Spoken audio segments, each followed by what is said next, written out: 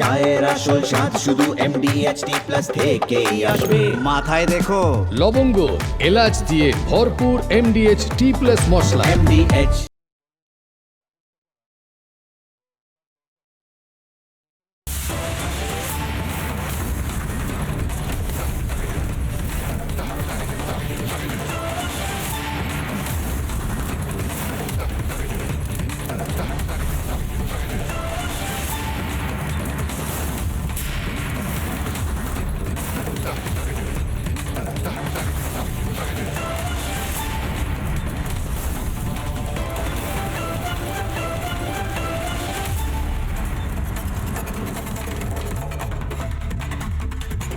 নমস্কার, আমি ময়ূক রঞ্জন ঘোষ। অনেকে মমতা বন্দ্যোপাধ্যায়কে কেন হারাতে হবে বা তৃণমূল কংগ্রেসকে কেন এবার পরাজিত করতে হবে তার যুক্তি হিসেবে বলছেন, এবার যদি মমতা বন্দ্যোপাধ্যায় জিতে যান তাহলে শেখ শাহজাহান জিতে যাবে।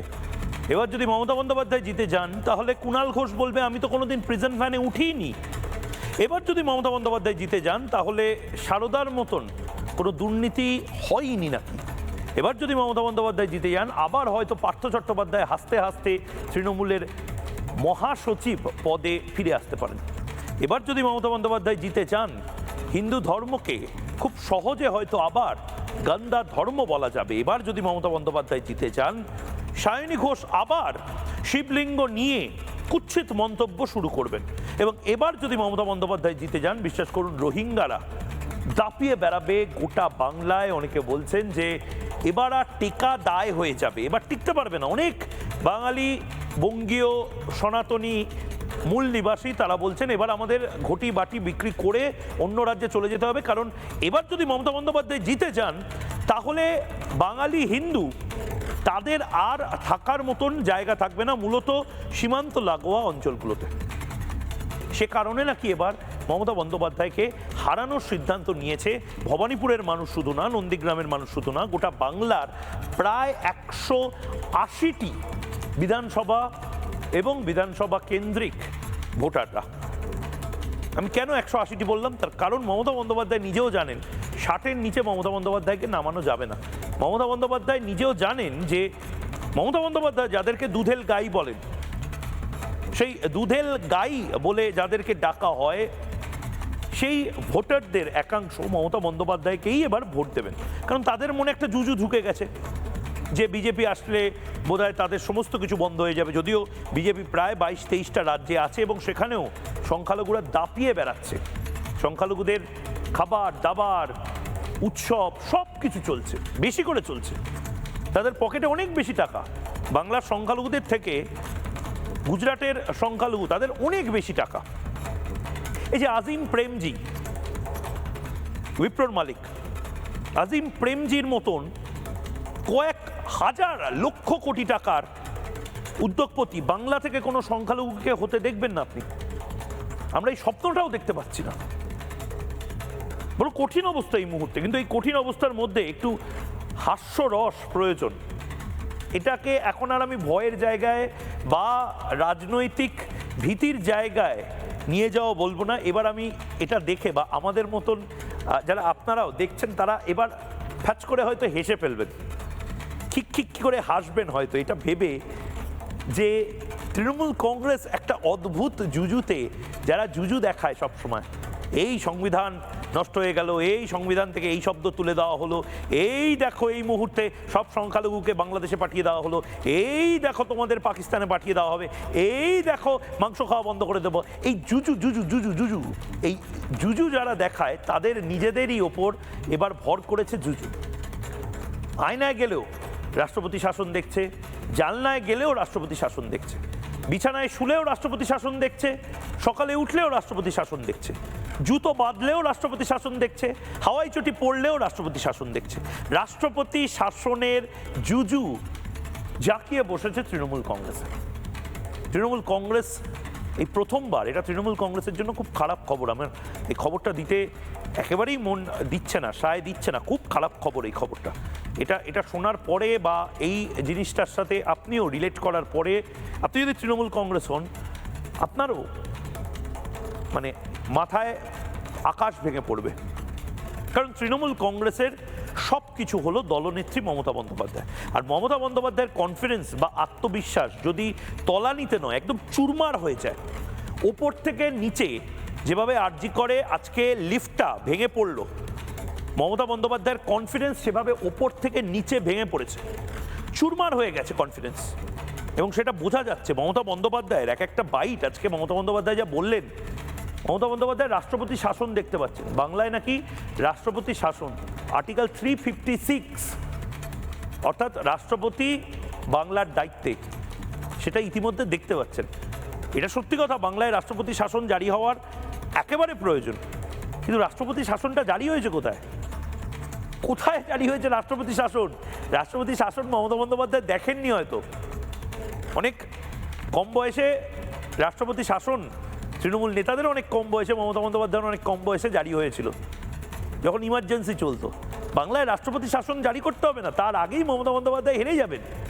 কিন্তু তারপরেও মমতা বন্দ্যোপাধ্যায় ওই জুজু জুজু জুজু জুজু রাষ্ট্রপতি শাসনের জুড়ি দিচ্ছে। এই পেছনে রাষ্ট্রপতি শাসন এই মুহূর্তে, এই বাঁদিকে রাষ্ট্রপতি শাসন এই মুহূর্তে, এই ডান দিকে রাষ্ট্রপতি শাসন এই মুহূর্তে, চারদিকে রাষ্ট্রপতি রাষ্ট্রপতি রাষ্ট্রপতি রাষ্ট্রপতি রাষ্ট্রপতি শাসন জারি হয়ে গেল রে। কিচ্ছু হয়নি রাষ্ট্রপতি শাসন। এখন ইলেকশন কমিশনের শাসন চলছে, আর ইলেকশন কমিশনের শাসনের মাঝেই মমতা বন্দ্যোপাধ্যায়ের কনফিডেন্সটাও চুরমার হচ্ছে। এর থেকে খারাপ খবর তৃণমূলের জন্য কিছু হতে পারে না। মমতা বন্দ্যোপাধ্যায় রাষ্ট্রপতি শাসনের ভয় পাচ্ছেন, কি বলছেন সেটা শুনবো, কিন্তু তার আগে এই ব্রেকিং নিউজটা নেব। মমতা বন্দ্যোপাধ্যায় ভয় তো পাচ্ছেনই, আতঙ্কে জ্বরে কাঁপছে তৃণমূল রাষ্ট্রপতি শাসনের। রাষ্ট্রপতি শাসনের আতঙ্কে ভুগছেন মমতা। দিন রাত শুধু রাষ্ট্রপতি শাসন। এখন একেবারে সরাসরি বলেই দিলেন রাষ্ট্রপতি শাসন অ্যাক্টিভলি জারি আছে বাংলায় নাকি। বাংলায় নাকি ঘোষিত রাষ্ট্রপতি শাসন চলছে। আমি জানি না আপনাদের কাছে এই খবর এসছে কিনা বা কোনো মিনমিনে মিডিয়া দিয়েছে কিনা, কিন্তু রাষ্ট্রপতি শাসন কখন থেকে জারি হয়েছে কেউ জানে না, মমতা বন্দ্যোপাধ্যায় জেনে গেলেন। আসলে ভয় পাচ্ছেন মমতা বন্দ্যোপাধ্যায় যে এবার মমতা বন্দ্যোপাধ্যায় ঢাল তলোয়ার, মমতা বন্দ্যোপাধ্যায়ের কথা শোনার জন্য সুপ্রিম কোর্ট, মমতা বন্দ্যোপাধ্যায়ের ম্যানেজ করবার জন্য বিভিন্ন বিভিন্ন উইং সংগঠন, কিচ্ছু নেই। পুলিশ মমতা বন্দ্যোপাধ্যায়ের পাশে আর নেই, আইপিএসরা বদলি হয়ে গেছে, আইএসরা বদলি হয়ে গেছে। মমতা বন্দ্যোপাধ্যায় বড্ড একা হয়ে গেছেন। মমতা বন্দ্যোপাধ্যায়ের পাশে আইএসরা নেই, পুরনো আইপিএসরা নেই। অনেকে বলছেন, সূত্রের খবর, আইএস আইপিএসদের মতন অনেক আমলা বা নিচুতলার পুলিশ কর্মী তারাও মমতা বন্দ্যোপাধ্যায়ের সাথে ইতিমধ্যে বিশ্বাসঘাতকতা শুরু করে দিয়েছেন। কারণ তৃণমূলের অনেক নেতা নিচুতলার পুলিশ কর্মীদেরকে ম্যানেজ করার জন্য বিভিন্ন লোভ দেখিয়েছিলেন নাকি, কিন্তু নিচুতলার কর্মী তাদের যে মেজাজ, তাদের যে অ্যাটিটিউড, এবার মনে হচ্ছে যে তারা একটু একটু করে মমতা বন্দ্যোপাধ্যায়ের থেকে না, একেবারে হুড় করে মমতা বন্দ্যোপাধ্যায়ের থেকে সরে গেছেন। শোনা যাচ্ছে অত্যন্ত প্রভাবশালী একটি ওয়েলফেয়ার অ্যাসোসিয়েশন, সেই ওয়েলফেয়ার অ্যাসোসিয়েশনও এবার আর নিচুতলার কর্মীদের রাগ সেটা স্থিমিত করতে পারছেন না। এবং রাষ্ট্রপতি শাসন জারি হচ্ছে না, কিন্তু এটা ঠিক পুলিশ এবার পুলিশের ভূমিকা হয়তো পালন করবে। কারণ মাথার উপরে মমতা বন্দ্যোপাধ্যায়ের জুজু নেই। মমতা বন্দ্যোপাধ্যায়ের দাবড়ে দিয়ে, চমকে দিয়ে, ঘাবড়ে দিয়ে অন্য জায়গায় ট্রান্সফার করে দেওয়ার শিখে ঝুলছে না। এবার মমতা বন্দ্যোপাধ্যায় ভয় পাচ্ছেন, কিন্তু ওনার বডি ল্যাঙ্গুয়েজে বোঝা যাচ্ছে। মমতা বন্দ্যোপাধ্যায় কি বলছেন একবার শুনি, এবং তারপর সেটা নিয়ে একটু অ্যানালিসিস করব। একবার শুনি। আমাদের তো যেহেতু ইলেকশন, এখানে তো অঘোষিত না, ঘোষিত প্রেসিডেন্ট রুল করে দিয়েছে। লজ্জা লজ্জা লজ্জা! প্রেসিডেন্ট রুল করে মোদিজিকে ইলেকশন করতে হচ্ছে। বাংলার মানুষকে এত ভয়, আর জোর করে জোরপূর্বক রাষ্ট্রপতি শাসন জারি করেছে অলরেডি। মুখে বলছে না, কিন্তু অ্যাক্টিভিটি প্রমাণ করছে। Action is the reaction, and action is the reality. দেখুন, মাননীয় মুখ্যমন্ত্রী মমতা বন্দ্যোপাধ্যায়, তিনি দীর্ঘদিনের রাজনীতিবিদ, তিনি দীর্ঘদিনের পলিটিশিয়ান, তিনি দীর্ঘদিনের মুখ্যমন্ত্রী, তিনি দীর্ঘদিনের সাংসদ, তিনি দীর্ঘদিনের বিধায়ক, তিনি দীর্ঘদিনের একটা রাজনৈতিক দলের সুপ্রিমো। আমার এটা বলতেও লজ্জা লাগে, কারণ কি মমতা বন্দ্যোপাধ্যায় তিনি তো সব জানবেন। আমি মমতা বন্দ্যোপাধ্যায়কে কেন মনে করিয়ে দেবো এটা, কিন্তু মনে করাতে বাধ্য হচ্ছি। মমতা বন্দ্যোপাধ্যায় আসলে সব জেনেও হয় না জানার ভান করছেন, বা মমতা বন্দ্যোপাধ্যায় দিকবিদিক শূন্যভাবে এখন ভয়ে কাঁপছেন রাষ্ট্রপতি শাসন জারি হওয়ার। মমতা বন্দ্যোপাধ্যায় নিশ্চয়ই জানেন যে এত সহজে এভাবে রাষ্ট্রপতি শাসন জারি হয় না। এটা এপাং ওপাং ঝপাং, আমরা সবাই ড্যাং ড্যাং, কোলা ব্যাঙের আছে ঠ্যাং, এভাবে কোনো গেজেট পাস হয় না ভারতে। ভারতে যদি সত্যি রাষ্ট্রপতি শাসন করতে হয়, এবং এটা প্রকাশ্যে রাগঢাক না করেই রাষ্ট্রপতি শাসন যদি জারি হওয়ার পরিস্থিতি থাকে, একদম প্রকাশ্যেই জারি হবে। তার জন্য গেজেট নোটিফিকেশন জারি করতে হয়। তার জন্য ভারত সরকার নয়, ভারতের রাষ্ট্রপতির সই করা কাগজ আসে। তার জন্য লোক ভবন থেকে বা রাজ্যপাল তার অফিস থেকে নির্দিষ্ট রিপোর্ট যায়, মিনিস্ট্রি অফ হোম অ্যাফেয়ার্সের পক্ষ থেকে নির্দিষ্ট রিপোর্ট যায়। এটা ওই স্যাটাসাট কবিতা লিখে দিলাম বা ট্রেডমিলে দাঁড়িয়ে একটা রাজ্যের বাজেট ঘোষণা করে দিলাম বা প্ল্যান করে নিলাম, এরভাবে হয় না। এবং এভাবে হয় না যে সেটা মমতা বন্দ্যোপাধ্যায় বিলক্ষণ জানেন বলে একটা অদ্ভুত চাপা আতঙ্ক কাজ করছে মমতা বন্দ্যোপাধ্যায়ের মধ্যে। মমতা বন্দ্যোপাধ্যায়কে আপনি কোনোদিন এইভাবে দেখেছেন? খালি ভিকটিম কার্ড খেলছে তৃণমূল কংগ্রেস। কখনো বলছে দেখো সব বাঙালিদেরকে বের করে দেবে, কখনো বলছে দেখো সব সংখ্যালঘুদের বের করে দেবে, তারপরে বলছে হিন্দুদের বের করে দেবে, তারপরে বলছে আমাকে সুপ্রিম কোর্ট কথা বলতে দিচ্ছে না, আমি সুপ্রিম কোর্টে যাব, তারপরে বলছে সুপ্রিম কোর্ট কথা বলতে দিয়েছে কিন্তু নরেন্দ্র মোদী কিছু একটা করেছে। তারপরে সবাই যখন কথা বলতে দিলেন মমতা বন্দ্যোপাধ্যায়কে, সব কিছু হয়ে গেল, এখন তিনি বলছেন প্রধানমন্ত্রী নরেন্দ্র মোদী নাকি রাষ্ট্রপতি শাসন জারি করছেন। আবার রাষ্ট্রপতিকে বলছেন তিনি যে আমি কি পেছনে ঘুরে বেড়াবো নাকি, লেজুর বৃত্তি করবো নাকি, ইত্যাদি। কখন কি বলবেন, কখন কি করবেন তিনি নিজে জানছেন না, তিনি নিজে বুঝতে পারছেন না। এটা একটা ভয়ঙ্কর অবস্থা এই মুহূর্তে। আমি মমতা বন্দ্যোপাধ্যায়ের আরেকটা বাইট শোনাবো। মমতা বন্দ্যোপাধ্যায় যদি আপনি খুব খুব ঠান্ডা মাথায় দেখেন, যারা প্রতিদিন মমতা বন্দ্যোপাধ্যায়, আমার ধারণা আমাদের মধ্যে থেকে বেশিরভাগ মানুষই প্রতিদিন প্রায় 100টা করে রিল দেখি, তার মধ্যে নিশ্চয়ই মমতা বন্দ্যোপাধ্যায়ের রিল বা ভিডিও আপনার কাছে 20টা করে আসেই। মানে আমি বলছি না আপনাকে এপাং ওপাং ঝপাং কবিতা বারবার শুনতে হবে, কিন্তু নিশ্চয়ই আপনার নিউজ ফিডে আসে, অবশ্যই আপনারা চ্যানেল দেখেন। মমতা বন্দ্যোপাধ্যায়কে কোনোদিন দেখেছেন এভাবে অত্যন্ত অসহিষ্ণু হয়ে বারবার বলতে যে এই দেশে আর কিছু নেই, আমার হাতে কিছু নেই, অফিসার ট্রান্সফার করে দিয়েছে? অ্যাকচুয়ালি মমতা বন্দ্যোপাধ্যায় পরীক্ষা দিতে যাচ্ছেন, কিন্তু মমতা বন্দ্যোপাধ্যায়ের হাতে সত্যি এটা খারাপ লাগার মতন জায়গা। এটা তৃণমূল কংগ্রেসের যারা কর্মী তাদের বাজে লাগার জায়গা। মমতা বন্দ্যোপাধ্যায় পরীক্ষা দিতে যাচ্ছেন, কালকে পরীক্ষা ধরে নিন। মমতা বন্দ্যোপাধ্যায়ের কাছে অ্যাডমিট কার্ড নেই, মমতা বন্দ্যোপাধ্যায়ের কাছে বোর্ড নেই, স্কেল নেই, পেন্সিল নেই। কি করে যাবেন? বাবা মা বলছে আমরা জানি না কি করে যাব। এই মুহূর্তে একটা বাচ্চার যে টেনশনটা হয়, তৃণমূল কংগ্রেসের সেই টেনশনটা হচ্ছে। তৃণমূল কংগ্রেসকে কেউ দইয়ের ফোঁটা পর্যন্ত দিচ্ছে না। যারা এই কাজগুলো করত, যারা পরীক্ষার আগে চোথা তৈরি করে দিত তৃণমূল কংগ্রেসকে, যারা আসলে ইনভিজিলেটরকে বলতো বেরিয়ে যেতে, তারা কেউ নেই এবার। এটা আপনি হয়তো বুঝতে পারছেন না, আপনি হয়তো ভাবছেন দূর তৃণমূল কংগ্রেস 280টা সিট পাবে, কিন্তু খুব ঠান্ডা মাথায়, ময়ূকের কথা শুনতে হবে না, বুঝতে হবে না, ঠান্ডা মাথায় জবাব চায় বাংলা শেষ হওয়ার পরে নিজে ভাববেন কেন মমতা বন্দ্যোপাধ্যায় এত চুপ করে গেছেন, কেন তৃণমূল কংগ্রেস এত চুপ করে গেছে। এরপরে দেখবেন তৃণমূল কংগ্রেস জাস্ট দেখাতে যে আমরা চুপ করিনি, হই হট্টগোল শুরু করবে। মমতা বন্দ্যোপাধ্যায় বলছেন সংবিধান ছেড়ে দিন, এই দেশে আর কিছু নেই, এই দেশে আইন বলে কিছু নেই, সমস্ত কিছু মোদী সরকার বেআইন করে দিয়েছে, ইত্যাদি ইত্যাদি। তাহলে আপনি সুপ্রিম কোর্টে কেন গেছিলেন? কয়েক কোটি টাকা সুপ্রিম কোর্টকে কেন দিয়েছেন? অভয়ার মা বাবাকে হারাতে, তাদেরকে পরাজিত করতে আপনারাও তো মমতা বন্দ্যোপাধ্যায়ের হয়ে কয়েক কোটি টাকা, হয়তো 100 কোটির বেশি আইনজীবীদের পেছনে খরচা করে দেওয়া হয়েছে। এখন নিরপেক্ষ থাকার সময় নয়, এখন পক্ষ নেওয়ার সময়। মমতা বন্দ্যোপাধ্যায় এবার বুঝতে পারছেন যে প্রত্যেকে আড়াআড়ি ভাগ হয়ে গেছে। হয় তুমি মমতা বন্দ্যোপাধ্যায়ের সঙ্গে, শেখ শাহজাহানের সঙ্গে, পার্থ চ্যাটার্জির সঙ্গে, মাঝরাতে তুলে নিয়ে গিয়ে পিঠে বানানোর সঙ্গে, চাকরি চুরির সাথে, কয়লা চুরির সাথে, হিন্দু ধর্মকে গন্ধা ধর্ম বলে দেওয়ার সাথে, 12টা বাজিয়ে দেবো যদি আমরা একটা কমিউনিটিকে বলি বা শুক্রবার বলে আমি কিছু করতে পারিনি, তার দিকে নয়তো তুমি অপর দিকে যারা সত্যি এবার পরিত্রাণ চায়, পরিবর্তন নয়, পরিবর্তন ক্লিশে শব্দ হয়ে গেছে, পরিত্রাণ চায়।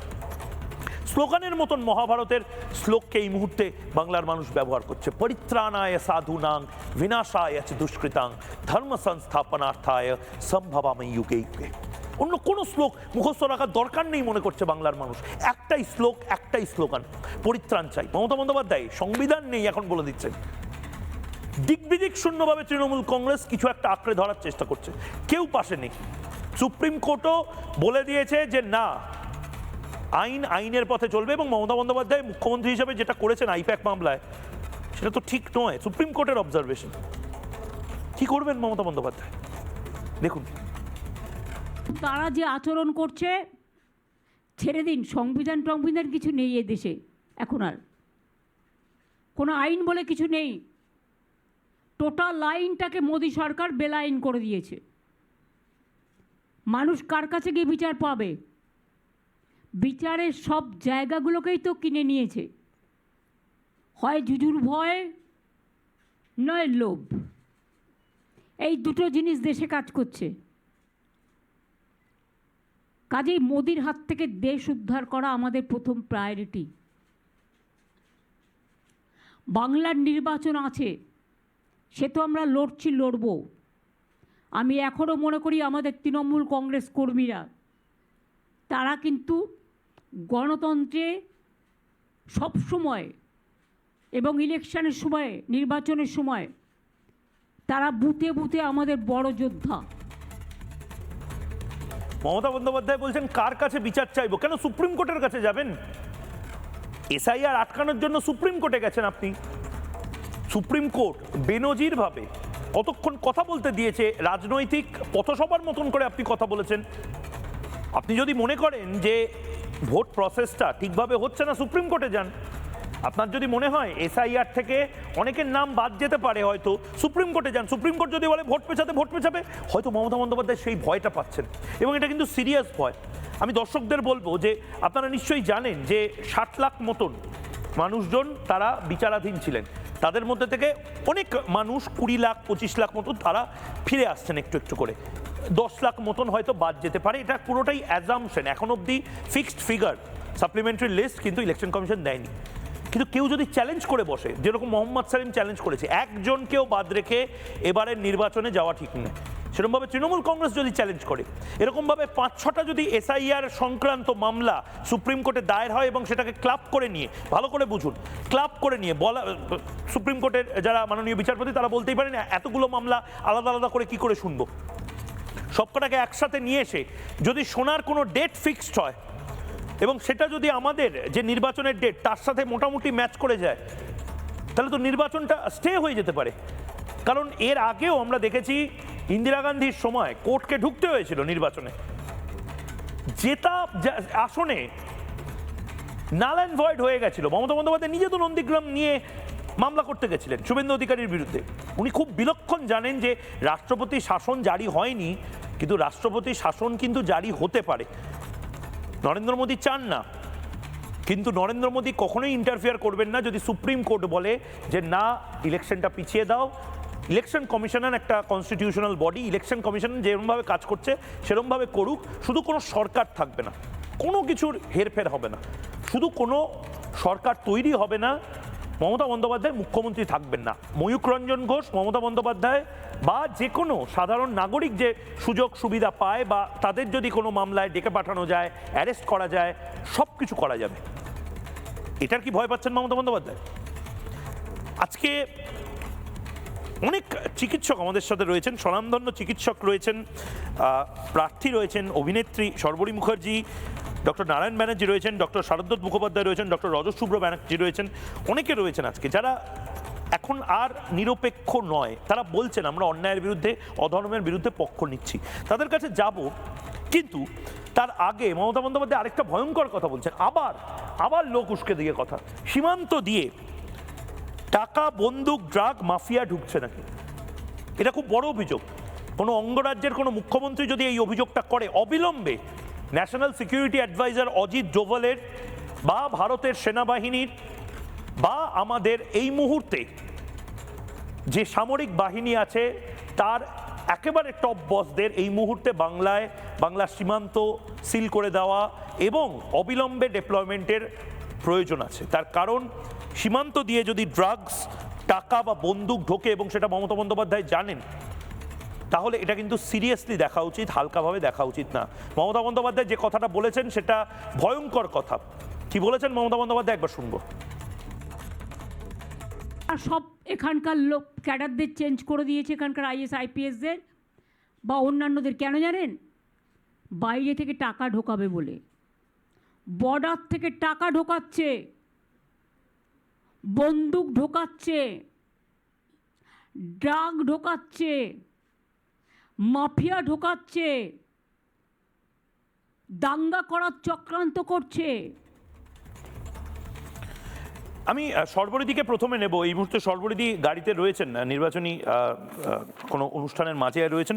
সর্বরিদি, আমি বারবার যে কথাটা বলছি যে আপনারা প্রত্যেকেই তো নিরপেক্ষ থাকতে চেয়েছিলেন, আপনি শান্তভাবে সিনেমা করতে চেয়েছিলেন, সিরিয়াল করতে চেয়েছিলেন।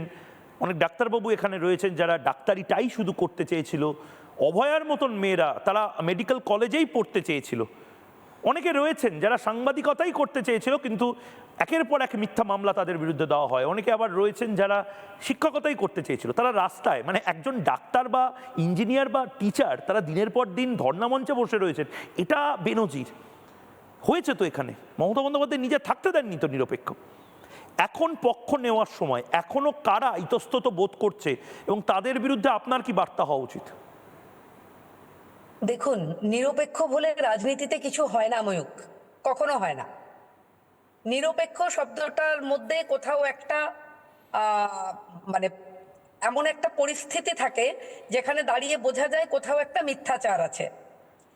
এখন কথা হচ্ছে পশ্চিমবঙ্গে যে পরিস্থিতি, তাতে আমরা দেখেছি গত 5 বছর, ধরুন আমাকে শিল্পী হিসেবে গোটা পশ্চিমবাংলা চিনত, গত 5 বছর আমি একদিনের জন্য আমি শুটিং করিনি, আমার জীবিকাতে বড় একটা তালা ঝুলে গেছে। কেন?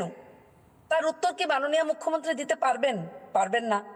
আমার মতন আরো অনেক শিল্পী আছেন, এমন অনেক টেকনিশিয়ানস আছেন যারা, যদি কেউ বিরোধী দলের মিছিলে 3 দিন হাঁটে তাহলে তাকে বলা হয় যে কার্ড নিয়ে দেখা করবি, এই ধরনের কথা বলা হয়।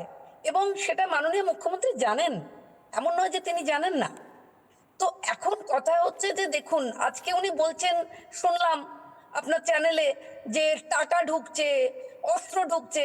এখন এইসব কথাগুলো আর বাংলার মানুষ শুনবে না ওনার কাছে, কারণ বাংলার মানুষ তো পঞ্চায়েত নির্বাচন দেখেছে না, দেখেছে তো যে বোমের পাহাড়। বাংলার মানুষ দেখেছে যে জলের মধ্যে, নালার মধ্যে, খালার মধ্যে, পুকুরের মধ্যে, বালতির মধ্যে বোম পড়ে রয়েছে। বাংলার মানুষ দেখেছে যে মানুষকে ভোট দিতে দেয়া হয়নি, কানের মধ্যে বন্দুক রেখে তাকে চলে যেতে বলা হয়েছে। এখন পশ্চিমবঙ্গে গত 14 বছর ধরে মানুষ যা দেখেছেন তার বহিঃপ্রকাশ 2026-এ মানুষ ঘটাবেন। মাননীয় মুখ্যমন্ত্রী এটা নিয়েই ভীষণ টেনশনে আছেন, যার জন্য উনি বলছেন এসব কথা যে আইপিএস আইএসদের বদলে দেওয়া হচ্ছে কারণ বর্ডার থেকে টাকা ঢুকবে। এখন দেখুন, উনি প্রশাসনিক হেড, ওনার মুখ থেকে কি এই ধরনের কথা প্রত্যাশার? বাংলার মানুষ লজ্জা পাচ্ছে ওনার জন্য, কারণ ওনার এই ধরনের কথা বলার কথা নয়, এটা বলার কথা নয়। কারণ বাংলার মানুষ জানে যে দুর্নীতির পরাকাষ্ঠা কারা। বাংলার মানুষ জানে প্রাতিষ্ঠানিক দুর্নীতির মধ্যে রয়েছে রাজ্যের সরকারকে আমরা কি বলছি, কি আছে, পেটে ভাত নেই, শিক্ষা নেই, স্বাস্থ্য নেই, গণতান্ত্রিকতা নেই, একটা নেই রাজ্য পশ্চিমবঙ্গ। সুতরাং এখানে দাঁড়িয়ে যে পরিস্থিতি, সেই পরিস্থিতিতে সেখান থেকে ভয় পাওয়া, সেখান থেকে দুশ্চিন্তা, সেখান থেকে উদ্বেগ, তার জন্য উনি বলছেন এ সমস্ত কথা। কিন্তু বাংলার মানুষ এখন বুঝে গেছে, বাংলার মানুষের কাছে এখন পরিষ্কার এই চিত্রটা, আর এই কথা বলে উনি কিছু করতে পারবেন না। বাংলার মানুষ একেবারে বাংলার মানুষ বুঝেছে কিনা আমি জানি না, কারণ বাংলার মানুষকে আজকেও মমতা বন্দ্যোপাধ্যায় তিনি স্পষ্ট ভাষায় বললেন, এবং আমি একদম কোট অ্যান্ড কোট বলছি যাতে মমতা বন্দ্যোপাধ্যায় না বলেন যে ময়ূক আমার কথা বিকৃতি করেছে। অলরেডি আমরা সমস্ত করে দিয়েছি, বাংলার আর কিছু উন্নয়ন আছে বলে আমার মনে হয় না। এ কথাটা মমতা বন্দ্যোপাধ্যায় বলতে পারছেন। এই ঔদ্ধত্যটা দেখাতে পারছেন? সর্বরিদি সাংবাদিকদের সামান্য জলের বোতল যে কোনো প্রেস কনফারেন্সে রাখা হয়, মমতা বন্দ্যোপাধ্যায়ও নিশ্চয়ই সে জলের বোতল কিনেছেন, তাহলে সেটাও বা কেনার দরকার কি ছিল? এই ম্যানিফেস্টোগুলো ছাপানোরও বা কি দরকার ছিল? সব তো উনি করে দিয়েছেন বলছেন। এবং মমতা বন্দ্যোপাধ্যায় কি বলেছেন একবার আমি শুনবো, তারপরে আমি বাকিদের কাছে যাব, একবার শুনি। আমাদের অঙ্গীকার, আমাদের প্রতিজ্ঞা, আমরা যেটা বলি সেটা আমরা করে দেখাই, অলরেডি করেছি। বাকি আর কিছু বাংলার ডেভেলপমেন্ট আছে বলে আমার মনে হয় না। আমাদের অঙ্গীকার, আমাদের প্রতিজ্ঞা, আমরা যেটা বলি সেটা আমরা করে দেখাই, অলরেডি করেছি। বাকি আর কিছু বাংলার ডেভেলপমেন্ট আছে বলে আমার মনে হয় না। আমি নারায়ণ ব্যানার্জিও রয়েছেন এখানে, চিকিৎসক। শারদদত্তা তো মানে একেবারে সরাসরি প্রার্থী হয়ে গেছেন এই মুহূর্তে, এবং ডক্টর রজত শুভ্র ব্যানার্জি তিনিও পক্ষ নিয়েছিলেন। তার জীবন বেশিরভাগটা ইউনাইটেড কিংডমে কেটেছে, কিন্তু সেখানেও অভয়ার জন্য তিনি একদম স্পষ্ট ভাষায় মমতা বন্দ্যোপাধ্যায়ের বিরুদ্ধে প্রতিবাদ দেখিয়েছিলেন। আমি ডক্টর ব্যানার্জির কাছে যাচ্ছি। ডক্টর ব্যানার্জি, যে কথাটা মমতা বন্দ্যোপাধ্যায় বলার সুযোগ পাচ্ছেন বা এই ঔদ্ধত্যটা দেখাচ্ছেন, এক্ষেত্রে দাঁড়িয়ে আমি নারায়ণবাবুকে বলছি যে এর পরে যদি মমতা বন্দ্যোপাধ্যায় জেতেন, এবং আমাদের মতনই অনেক মানুষজনের জন্য জিতবেন যারা হয়তো এখনও মনে করছে যে না, নিরপেক্ষ থাকতে হবে, ব্যালেন্স করতে হবে, ভোট কাটলেও অসুবিধা নেই, তাহলে এরপর শেখ শাহজাহান জাস্টিফাইড হবে, চাল চুরি ডাল চুরি জাস্টিফাইড হবে, এবং এই বাংলাতে যে যে ঘটনাগুলো আমরা দেখেছি সবকটা জাস্টিফাইড হবে। তারপরে তো বাংলার মানুষই বিরক্ত হয়ে হয়তো অন্য রাজ্যে চলে যাবে। নারায়ণবাবু, আসলে আমার মনে হয় একটা ব্যাপারটা ভুল হচ্ছে ওনার, যে উনি ভাবছেন বাংলার প্রতিটা মানুষই বোধহয় অশিক্ষিত, এবং আজকালকার দিনে প্রত্যেকে জানে বাংলায় কি চলছে কি চলছে না। আর সবচেয়ে বড় কথা যেটা আপনাদের চ্যানেলের মাধ্যমে আমি সবার কাছে বলতে চাই, এই লক্ষ্মীর ভাণ্ডার আমার আপনার ট্যাক্সের টাকা থেকে আসছে, উনি নিজের পকেট থেকে কিন্তু দিচ্ছেন না। এবং প্রত্যেকটা যে ভাণ্ডারের কথা উনি বলছেন, প্রত্যেকটা ভোটের ঠিক আগে, আজকে 2021 ভোটের আগে লক্ষ্মীর ভাণ্ডার শুরু হয়, আর যুবশ্রী শুরু হয় 2026-এর আগে। সুতরাং এটা ভোটের পলিটিক্স ছাড়া কিছু নয়। আর উনি এই ধরনের মিথ্যে কথা বলতে ভালোবাসেন, এবং উনি মনে করেন যে মিথ্যে কথাগুলো সবাই সত্যি বলে ধরে নেবেন, কিন্তু সেটা তো নয়।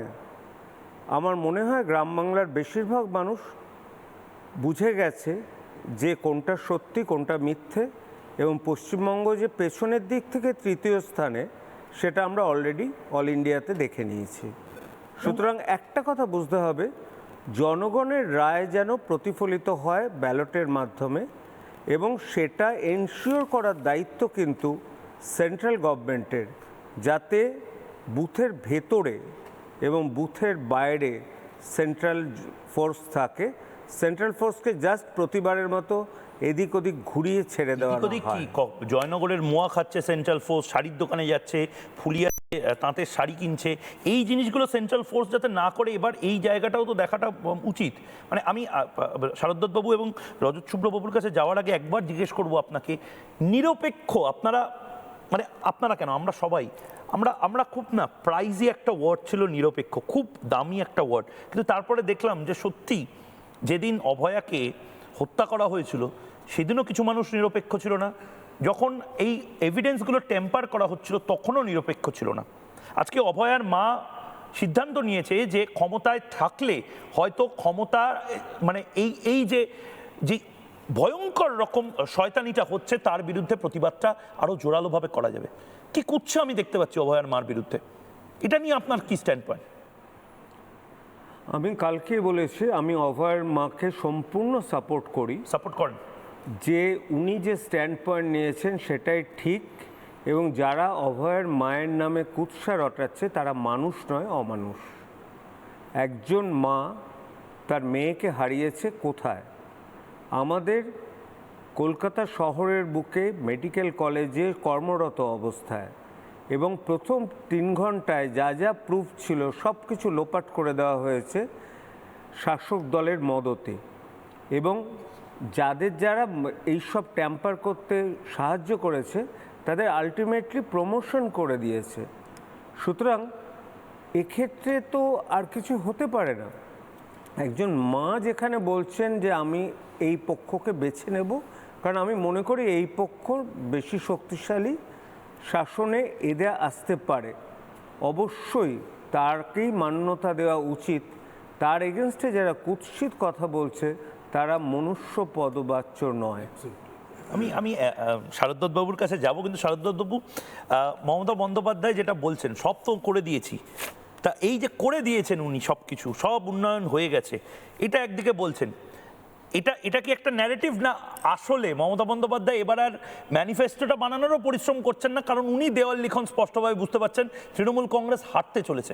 বেকার কেন ব্রেনস্টর্মিং করব, ম্যানিফেস্টো নিয়ে ঘাটাঘাটি করব? এতদিন ধরে আমার সূত্রের খবর, বিজেপি ম্যানিফেস্টো বা সংকল্পপত্র বানাতে মাথার ঘাম পায়ে পড়ে যাচ্ছে, কারণ বিভিন্ন জায়গা থেকে বিভিন্ন দাবি দেওয়া উঠছে, সেটা যাচ্ছে প্রাইম মিনিস্টারের কাছে, সেটা অমিত শাহর কাছে যাচ্ছে, এখনও চলছে ম্যানিফেস্টো বানানোর কাজ। তৃণমূল কংগ্রেস সাটাসাট ফটাফট ওই ট্রেডমিলে বাজেট তৈরির মতন করে একটা ম্যানিফেস্টো দিল, এবং তার মধ্যে কিছু নেই, নতুন কিছু নেই। উল্টে তিনি বলে দিলেন নতুন কিছু করার মতন আর বাকিও নেই কিছু। ওনার মতো এনিগম্যাটিক লোক সারা বিশ্ব ব্রহ্মাণ্ডে আছে, আমি তো বুঝতে পারি না।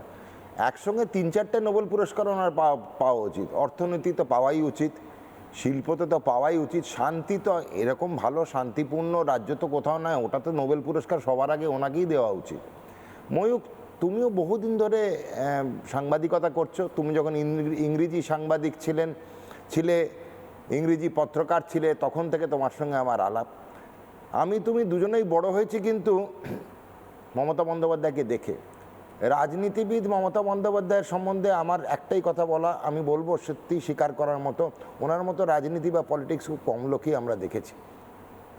আমরা দেখেছি মমতা বন্দ্যোপাধ্যায়কে জয়প্রকাশ নারায়ণের গাড়িতে নাচতে, আমরা দেখেছি মমতা বন্দ্যোপাধ্যায়কে কলকাতা শহরে মাথায় ডান্ডা খেতে, আমরা দেখেছি মমতা বন্দ্যোপাধ্যায়কে রাইটার্স বিল্ডিংয়ে ধর্নায় বসতে, আমরা দেখেছি মমতা বন্দ্যোপাধ্যায়কে সিঙ্গুরে ধর্নায় বসতে, আমরা দেখেছি মমতা বন্দ্যোপাধ্যায়কে ওয়াই চ্যানেলে ধর্নায় বসতে এবং পর্দা টেনে লুকিয়ে খাবার খেতে, আমরা দেখেছি মমতা বন্দ্যোপাধ্যায়কে বাঘিনী রূপে যখন বললেন এবার নয় এবার, আমরা দেখেছি মমতা বন্দ্যোপাধ্যায়কে ব্রিগেড থেকে ঘন্টা বাজিয়ে বলে দিলেন এরপরে আর সিপিএম থাকবে না। এই বাঘিনী রূপ থেকে এখন একটা বেড়াল রূপ দেখতে পাচ্ছি, ব্যক্তি আক্রমণ করা, একটা রূপ বদলে গেছে। ওনার যে বডি ল্যাঙ্গুয়েজটা, উনি বাঘিনী হিসেবে আমাদের কাছে পরিচিতি, সেই বডি ল্যাঙ্গুয়েজ কিন্তু ওনারাকে নেই। কারণ কি, উনি দেখেছেন একের পর এক জিনিস নেই, প্যাক আপ করে আইপ্যাক চলে গেছে। যদিও বাঁচাতে চেষ্টা করেছিলেন ইডির যখন রেড চলছিল সেখানে, সেটা কোন আইন মেনে উনি গিয়েছিলেন আমি জানি না। ভারতবর্ষের সংবিধান যদি মানতে হয় তাহলে কেন্দ্রীয় সরকারের স্বশাসিত সংস্থা যদি কোনো প্রেমাইসেসে রেড করে, সেখানে কোনো মুখ্যমন্ত্রী গিয়ে সেটাকে তোলপাড় করে দেবে, সেটা মনে হয় না কোনো সংবিধানে স্বর্ণাক্ষরে লেখা আছে। আইন উনি মানেন কি? এবার চলে আসি অভয়াকাণ্ডে। একটি মেয়ে বাড়ি থেকে বেরোলো, সন্ধ্যাবেলায় বাড়িতে থেকে বেরিয়ে আরজিকর হাসপাতালে পৌঁছলো, স্নাতকোত্তর ডিগ্রি করছেন পালমোনোলজিতে, গিয়ে বাড়িতে ফোন করে বলল মা আমি পৌঁছে গেছি। এই অর্থটা মানে কিন্তু বিরাট। একটি মায়ের কাছে তার মেয়ের এই শব্দটি মা আমি পৌঁছে গেছি মানে I am in safe house. কতটা সেফ ছিলেন অভয়া সেই রাত্রিরে, কি হলো তার সঙ্গে? আর পরের দিন হঠাৎ দেখলাম একজন আইপিএস অফিসার, ইন্দিরা মুখার্জি নাম করেই বলছি, ডিসি সেন্ট্রাল, একদম ক্লাস নেওয়ার মতো করে, কেউ তাকে ডেকে পড়ে আনেনি, কোনো ডাক্তার বলেনি ইন্দিরা দেবী আপনি আমাদেরকে বোঝান কি হলো। উনি একদম পাওয়ার পয়েন্ট প্রেজেন্টেশন দিতে আরম্ভ করলেন ক্রাইম সিনের ডান দিকে দেখুন ইনি দাঁড়িয়ে আছেন, ইনি ফিঙ্গারপ্রিন্ট এক্সপার্ট, কি না লাল জামা পরে বেরোলো কি ওই ফিঙ্গারপ্রিন্ট এক্সপার্ট হচ্ছে ডক্টর অভিক দে। কে তিনি? তৃণমূলের একদিন পৃষ্ঠপোষক কর্মী। তা আজকে শুনলাম 17 তারিখে এই ইন্দিরা মুখার্জিকে ইসিআই সরিয়ে দিয়েছে। কোন আইন মেনে উনি পাঠিয়েছিলেন ডিসি সেন্ট্রাল বা ডিসি নর্থকে অভয়ের বাড়িতে মৃত্যুর পরের দিন 15 লক্ষ টাকা হাতে দিয়ে? কোন আইনে লেখা আছে মুখ্যমন্ত্রী মুখ বন্ধ করার টাকা নিয়ে পাঠিয়েছিলেন আইপিএস অফিসারতে? বলুন মমতা বন্দ্যোপাধ্যায়, কোন আইনে লেখা আছে? ঠিক। আমি ডক্টর রজত শুভ্র ব্যানার্জি, তার কাছে একটা প্রশ্ন করব। দেখুন আমরা সবাই, আমি বারবার বলছি, এটাকে ক্যাম্পেনের মতন হয়তো আপনাদের মনে হতে পারে, কিন্তু এটা ক্যাম্পেন নয়, এটা আমারও অসহায়তা, যে সত্যিই তো নিরপেক্ষতা ছাড়তে হচ্ছে কেন, পক্ষ কেন নিতে হচ্ছে, কারণ একটা অসম লড়াই চলছে। মানে যেভাবে এভিডেন্স ট্যাম্পার করা হয়েছে রজতবাবু, এবং যেভাবে মানে এটাই হয়তো লাস্ট চান্স, শেষ সুযোগ পরিযায়ী শ্রমিকদের বাড়ি ফেরার, শেখ শাহজাহানদের ঠান্ডা করার, অভয়াদেরকে মাথা উঁচু করে আবার হাসপাতালগুলোতে ফেরত পাঠানোর শেষ সুযোগ। আমি বলছি, আমাকে যখন সুযোগ দিলে, এখন সময় কতটা আছে আমি জানি না, বলুন না। Let me sum up. যে চিত্রটা, যে ভিডিওটা দিয়ে তুমি শুরু করলে ময়ূক, ওর একটা ভুলে ভরা একটা ফাম্বলিং লেকচার, ওরকম প্রেজেন্টেশন আমরা মানে জুনিয়রদের দিলে আমাকে আবার শেখাবো যে এরকমভাবে বলিস না, ছেড়ে দাও, সে ওটা তো ওনার হ্যাবিট। প্রথম আমি বলছি, এই মোদির হাত থেকে পাওয়ার সরাতে হবে। এটাতে প্রমাণ হয়ে গেল সে অসভ্য। আমরা যে কেউ মোদিজি বলবো, নরেন্দ্র দামোদাস মোদিজি বা অনারেবল প্রাইম মিনিস্টার, এটা বলা উচিত, মোদি বলে সম্বোধন করলেন। ওর সমস্ত লোক মোদি মোদি বলে। এটার জন্য প্রত্যেককে মানে কান্দার উঠবোস করানো উচিত, ওকে কি করানো উচিত আমি জানি না। লিনিয়েন্সের ব্যাপার বললেন যে সুপ্রিম কোর্টের জাস্টিস নাকি মোদিজি সব চেঞ্জ করে দিয়েছেন। আমি বলবো অত্যন্ত লিনিয়েন্ট আমাদের জুরিসডিকশন সিস্টেম এবং জুডিশিয়ারি সিস্টেম, যাই বলো। আমি টেকনিক্যালি সাউন্ড নয় লয়ের ব্যাপারে। এই দেশে আছে বলে উনি এবং ওনার সোনার ভাইপো জেলের বাইরে আছে। যে কোনো সময় যে কোনো দেশে, পাকিস্তান আর বাংলাদেশ ছাড়া বা আফ্রিকার কোনো গহীন অরণ্য ছাড়া এরা কখনো বাইরে ছাড়া থাকতে পারে না। They should be behind the birds. আমি এইটুকু ল ডেফিনেটলি বুঝি। সেইখানে লিনিয়েন্সের মানে একদম অপব্যবহার করে উনি আজকে বেঁচে আছেন, আবার মোদিজিকেই উল্টে বলছেন সব কিছু করেছে। মোদিজির জায়গায় আমি থাকলে অনেক দিন ডবল গড়াদের পিছনে ওদের রাখতাম। থ্যাঙ্কস টু মোদিজি উনি বাইরে আছেন। আচ্ছা, ওনার মেন্টাল স্টেট নিয়ে যেটা শারদ বললো সেটা আমি পরে আসছি। আরেকটা বললেন থ্রু দ্য বর্ডার পয়সা ঢোকাচ্ছে। আরে পয়সা, ড্রাগ, অস্ত্র, পয়সা, ড্রাগ, অস্ত্র, ড্রাগ। আচ্ছা ঠিক আছে, আমি পয়সার অস্ত্রটা ভাবি। ইন্ডিয়ান গভর্নমেন্টের অস্ত্রের অভাব পড়েনি। We are very well equipped. বহু আর্মি অফিসারকে আমি চিনি। আমি আর্মড ফোর্সেস মেডিকেল কলেজের এক্সটার্নাল ওভারসিজ আমি একজন টিউটার। তাদের কিছু সময় কোর্সে জয়েন করি, এদিক করে ছেড়ে দিন। আমার প্রচুর মিলিটারি অফিসার চেনা, এবং সবচেয়ে বেশি চেনা আমি যেহেতু ওখানে গান করি বলে একসঙ্গে 500 লোক এসে আমার গান শোনে। I spoken to them. We are very well prepared. এখন চায়নার সঙ্গে আমরা যুদ্ধ হলে জিতবো না, আমেরিকার সঙ্গে হারবো, সেটা বড় কথা না। আমরা তৃণমূল আকদুম বাকদুম কথা বলে যাচ্ছে। আলতু ফালতু আমাদের আর্মসের ওইটাই তো, আর্মস ঢোকাচ্ছে। আরে ছুরি ছাড়া উনি ওনার কথাটা বলছে ময়ূক। ঘুমের মধ্যে আমি যদি বলে ফেলি না, গানের কথা বেরিয়ে যাবে, মেডিসিনের কথা বেরিয়ে যাবে, কারণ ওটা আমি। এটা ভাবো, ও তো ওর কথা বলছে। চোর জোচ্চোর ছ্যাঁচড় নিয়ে যে থাকে, সে ভাবছে পয়সা ঢুকছে, সে ভাবছে আর্মস ঢুকছে। ইন্ডিয়ান গভর্নমেন্টের পয়সার দরকার? আমরা তো এমনিতে 4th 5th যাই হোক, সেটা একটা র্যাঙ্কিং ইকোনমি। চায়নার কাছে আমরা এটা কি বলা যায় যে, মানে আমি জানি এটা মানে চিকিৎসক হিসাবে আপনাদের বলার জায়গা নেই, কিন্তু মমতা বন্দ্যোপাধ্যায় অ্যাকচুয়ালি, যে মমতা বন্দ্যোপাধ্যায় শারদা খুব অ্যাগ্রেসিভ ভাবে বলছিলেন, মানে যে মমতা বন্দ্যোপাধ্যায় একেবারে অ্যাগ্রেসিভ ভাবে অ্যাটাক করতেন, তিনি এখন বড্ড বেশি ভিকটিম কার্ড খেলছেন, খুব নরম ভাবে কথা বলছেন। তুমি এখন ব্যাকফুটে চলে গেছো। তুমি স্যার ডেভিড অ্যাটেনবারোকে ফলো করো। আমরা তো গুণী লোকদের ফলো করতে ভুলে গেছি। চোর জোচ্চোর ছ্যাঁচড় দেখে দেখে আমি তো এপাং ওপাং ঝপাং কবিতা ফলো করি। শোন, একটা জন্তুর অ্যাটিটিউড চেঞ্জ হয়। আমি জন্তুর কথা বলছি, কিন্তু আমি মানুষের কথা বলিনি, ভুল ভেবো না। জন্তুটার অ্যাটিটিউড চেঞ্জ হয়। একটা লায়ন 5 ইয়ার্স অফ এজ একটা অ্যাটিটিউড, 10 ইয়ার্স অফ এজ একটা অ্যাটিটিউড, সেই লায়নটা 15 ইয়ার্স এজ একটা অ্যাটিটিউড। ওর কি হয়েছে, শি ইজ ভেরি ভালনারেবল। নারায়ণবাবু আরও ভালো বলতে পারবেন, আমি জানি না উনি মানসিক রোগের চিকিৎসা করেন কিনা, কিন্তু জেনারেল ফিজিশিয়ান ইন্টেন্সিভিস্ট, ও ভালনারেবল। ও অ্যাড্রিনালিন ড্রাইভে চলছে এবং মিথ্যে কথা বলার সেই যে দমটা, সেটাও ফুরিয়ে আসছে। এই জন্য বাজে কথা বলছে, আমাদের সব হয়ে গেছে। আর ফুলস প্যারাডাইসে আছে, ওরা বলছে উই আর এনাফ। পশ্চিমবঙ্গে কোনো আইন চলে? আমি বলবো এটা তো জঙ্গল রাজ। আমি ওই জন্য বলি এটা হচ্ছে একটা অভয়া অরণ্য। সেখানে কিছু কিছু চোর জোচ্চোর বাটপাট ঘুরে বেড়াচ্ছে। সেদিন বলেছিলাম ওদের ওই পশ্চিমবঙ্গে কোনো আইন নেই, জঙ্গল রাজ। ওই জন্য বললাম এটার আজকে অভয়ার কথা উঠলো বললে এখানে এটার নাম হচ্ছে অভয়া অরণ্য। আচ্ছা, নারায়ণবাবু বসে আছে, আমি একবার নারায়ণবাবুকে জিজ্ঞেস করছি, আজকে তৃণমূল কংগ্রেস যে জিনিসগুলোর কথা বলছে বা আমাদের রিপোর্টে দেখাচ্ছে, আমি কিন্তু কোনো ধরনের ন্যাশনাল সিকিউরিটি, হিন্দুত্ব, কেন রোহিঙ্গা আসছে, কেন বাংলাদেশি অনুপ্রবেশকারীরা গাজওয়াতুল হিন্দের কথা বলছি, কিচ্ছুতে যাচ্ছি না ডক্টর ব্যানার্জি। আমি বলছি যে লক্ষ্মীর ভাণ্ডার দেওয়ার কথা আবার বলা হচ্ছে, মানে বাচ্চা বাচ্চা মেয়েরা তাদেরকে আবার 1,500 টাকা ম্যাক্সিমাম দিচ্ছে, বলছে বাংলার যুবক যুবতীদেরকে আবার বেকার ভাতা আমরা দেবো, কৃষকদেরকে আর্থিক সাহায্য 14 বছরে করা যায়নি, প্রতিটি ঘরে পানীয় জল, মানে এটাই তো একটা সময় বলা হতো যে রুটি কাপড়া মাকানের পলিটিক্স, 15 বছরে করা গেল না। গোটা ভারতে সোলার প্যানেল তৈরি হয়ে গেছে, আমাদের এখানে নেই, ইলেকট্রিকের এখানে। থামিয়ে বলছি, হ্যাঁ।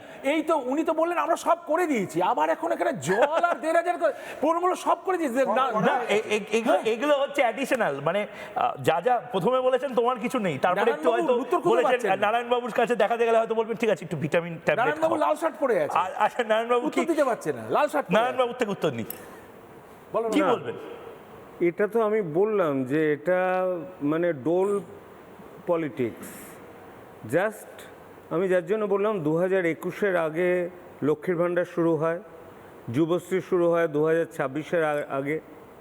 আর আজকে উনি বলতে পারেন কি নির্বাচন বিধি মানে শুরু হয়ে গেছে, যখন নির্বাচন কমিশন বলে দিয়েছে এত তারিখ থেকে এত তারিখ, উনি কি এটা বলতে পারেন যে আমরা এতদিন অবধি করতে পারি? আমি খুব শিওর নই, মানে এটা বলা যায় কি যায় না, বাট বলা সমীচীন নয়। বসার ঘরে প্রশ্ন করছিলেন দুই একটা এরকমই, উনি উত্তর পাচ্ছেন না। উনি এত পড়াশোনা করেছেন, মেডিসিনের একজন সর্বজ্ঞ লোক, দেখছি সামান্য ব্যাপারে ফাম্বল করছে। আমি বললাম নারায়ণবাবু আপনি বুঝে দেখুন, ওর ক্ষেত্রে সব সম্ভব, সুপ্রিম কোর্টে যাওয়া সম্ভব, অপারেশনটা কিন্তু করতে পারেনি ডক্টর ব্যানার্জি।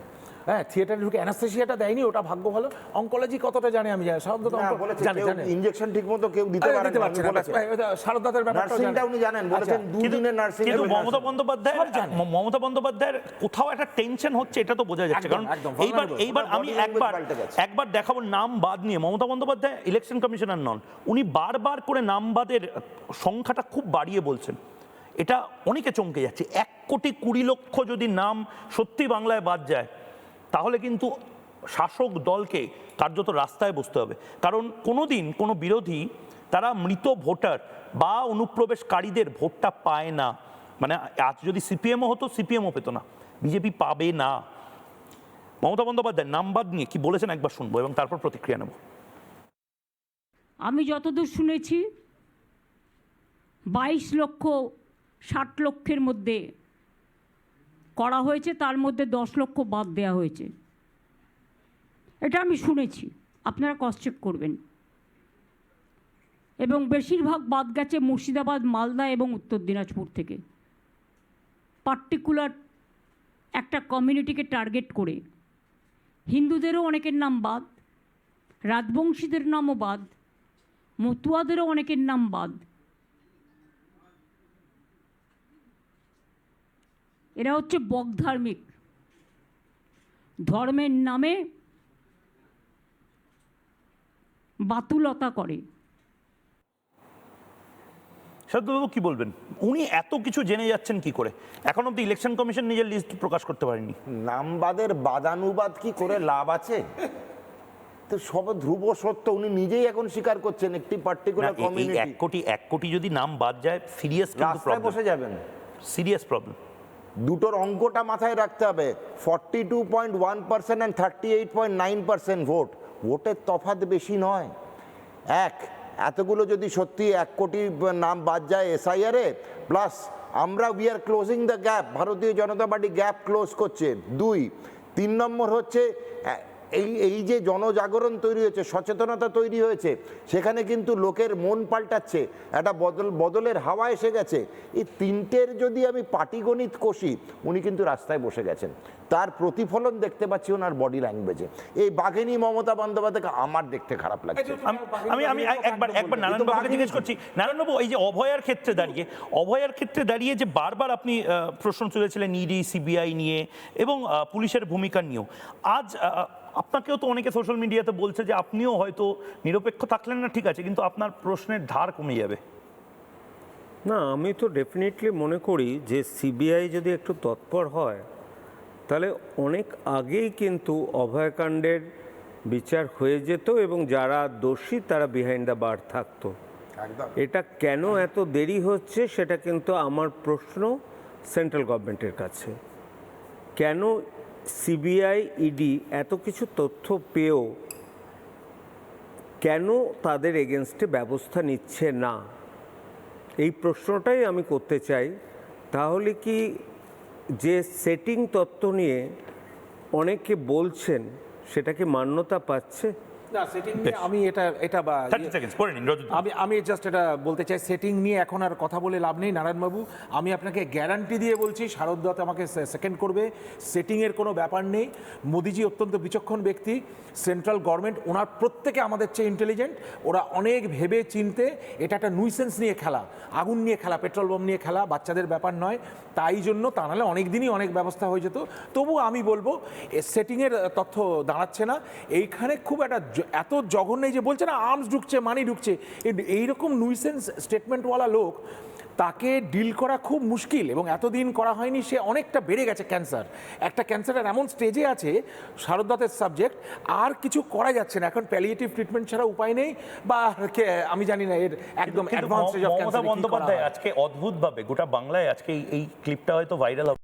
মমতা বন্দ্যোপাধ্যায় তাকে যে তকমা দেওয়া হয়েছে, তিনি আদিবাসী বিরোধী, তিনি চিকিৎসক বিরোধী, তিনি চাকুরিজীবী বিরোধী, আজকে মমতা বন্দ্যোপাধ্যায় নরেন্দ্র মোদীকে সেই সমস্তভাবে আক্রমণ করলেন। মমতা বন্দ্যোপাধ্যায় নরেন্দ্র মোদীকে কি বললেন একবার শোনাবো, এবং বাংলার মানুষ কি বলছে মমতা বন্দ্যোপাধ্যায় আসলে কাদের কাদের বিরোধী সেটাও দেখাবো, একবার শুনি। পরিষ্কারভাবে বলছি, এই অত্যাচারী মোদীর সরকার, দুরাচারী মোদীর সরকার, স্বৈরাচারী মোদীর সরকার, সংবিধান হত্যাকারী মোদীর সরকার, এজেন্সি দিয়ে মানুষকে লুট করার মোদী সরকার, মহিলা বিরোধী সরকার, কৃষক বিরোধী সরকার, শ্রমিক বিরোধী সরকার, ছাত্র যুব বিরোধী সরকার, ভাষা বিরোধী সরকার, দাঙ্গার সরকার, এই সরকার খুব শিগগিরই চলে যাবে। মমতা বন্দ্যোপাধ্যায়, তাকে আমি শেষটা করার আগে তাকে কিভাবে মানুষজন এখন দেখছেন সেটাও আমি দেখাতে চাই। মমতা বন্দ্যোপাধ্যায় একটা কথা বললেন, মমতা বন্দ্যোপাধ্যায় 1 আদিবাসী বিরোধী, মমতা বন্দ্যোপাধ্যায় 2 কৃষক বিরোধী, চাকরি বিরোধী, চাকরি দেন না মমতা বন্দ্যোপাধ্যায়, যদিও বলেন 2 কোটি চাকরি পেয়েছে। কৃষক বিরোধী মমতা বন্দ্যোপাধ্যায়, আলুর দাম পাচ্ছে না কৃষকরা। শিল্প বিরোধী, আমি জানি না লাস্ট কবে বাংলায় এত বড় শিল্প এসেছে টাটার মতন। সংখ্যালঘু বিরোধী, সংখ্যালঘুরাও এখন বলছেন মমতা বন্দ্যোপাধ্যায় আমাদেরকে তেজপাতার মতন ব্যবহার করেছে। মহিলা বিরোধী তো আর এই প্রসঙ্গেই গেলাম না। উন্নয়ন বিরোধী, চিংড়িহাটার 300 মিটারের কাজ আজও আটকে আছে, সোনারপুর থেকে নিউ টাউন ট্রেনটাই খুলছে না। হিন্দু বিরোধী, হিন্দু বিরোধী, হিন্দু বিরোধী। মমতা বন্দ্যোপাধ্যায় তিনি নিজে বুঝতে পারছেন তার তৃণমূলের টাইম ওভার। বাংলার শিক্ষিত মানুষজন আজকে আমার সঙ্গে একটা চেষ্টা করলেন হয়তো নিজেদের বক্তব্যটা প্রকাশ করে পক্ষ নেওয়ার। আমি আবারও বলছি, আপনারা পক্ষ নিন, কারণ অশান্ত সময় অন্যায়ের সাথে নিরপেক্ষতা দেখালে অন্যায়কেই প্রশ্রয় দেওয়া হয়, চুপ করে থাকলে অন্যায়কেই প্রশ্রয় দেওয়া হয়, সেটা করবেন না। শেষ সুযোগ, একটা ছোট্ট বিরতি নিচ্ছি, বিরতির পর ফিরে আসছি, সঙ্গে থাকুন।